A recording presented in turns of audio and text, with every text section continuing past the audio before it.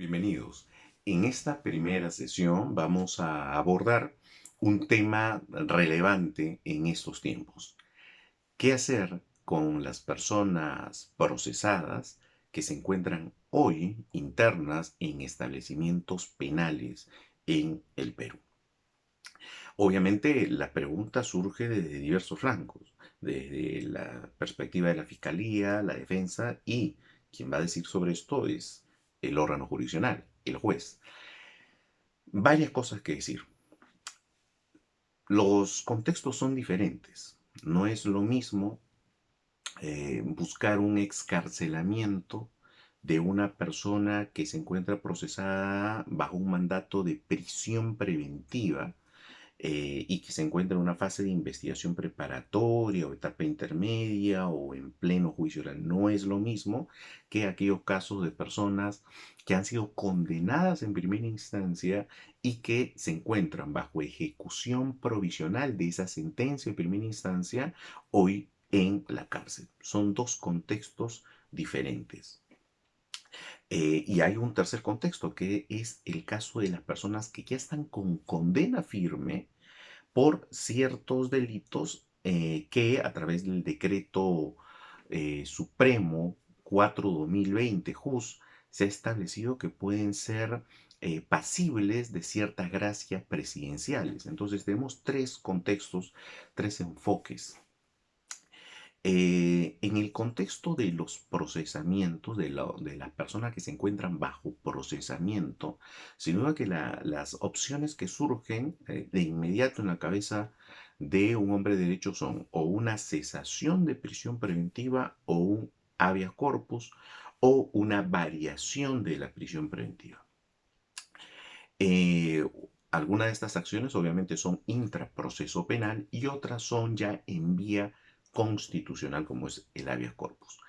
Dentro del proceso penal tenemos el artículo 283 del Código Procesal Penal que permite a través de la vía del pedido de cesación de prisión preventiva de que se escarcele a una persona a la cual se le ha dictado previamente una prisión preventiva.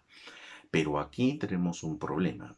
El artículo 283 exige para fines de procedencia de este pedido que hayan aparecido nuevos elementos de convicción que desvirtúen, que enerven obviamente, restando incriminación, restando vinculación del sujeto con el hecho materia de proceso, las razones que motivaron el dictado de la medida de prisión preventiva. Entonces, ahí vamos a tener una primera pregunta. El hecho de que haya surgido la pandemia y que mi patrocinado se encuentre en un establecimiento penitenciario es un elemento de convicción nuevo que va a enervar ese mandato de prisión preventiva. Claro, si planteamos esto en el primer presupuesto de la prisión establecido en el 268, esto es la existencia de elementos de convicción fundados y graves que vinculan al sujeto con el delito, no tiene nada que ver. Pero si planteamos este dato en el tercer presupuesto de la prisión preventiva que tiene que ver con el peligro procesal, tiene mayor razonabilidad. Es decir, si la medida de prisión preventiva, como debe ser, se fundó esencialmente en la existencia de un alto peligro procesal, sea este un peligro de fuga o un peligro de obstrucción, y el hecho de que haya surgido esta pandemia, este peligro de contagio, este alto peligro de contagio en los establecimientos penales, esto podría reducir ese peligro si la respuesta es positiva por diversos factores que se pueden dar. Se tiene un punto a favor del planteamiento. El planteamiento encuentra cierta razonabilidad, cierta logicidad. Lo referente al habeas corpus.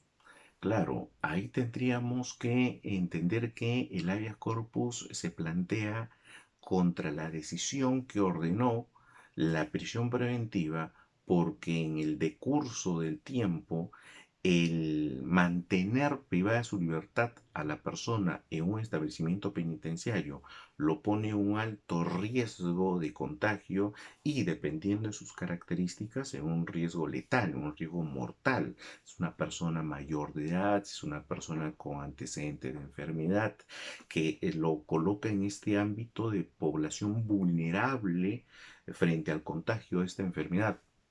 Podríamos tener ahí una respuesta positiva. Hasta ahí no hay mayor problema. ¿Dónde está el problema? En que los jueces no están aceptando esto. Ahí está el problema. Para un juez, un establecimiento penal puede ser seguro.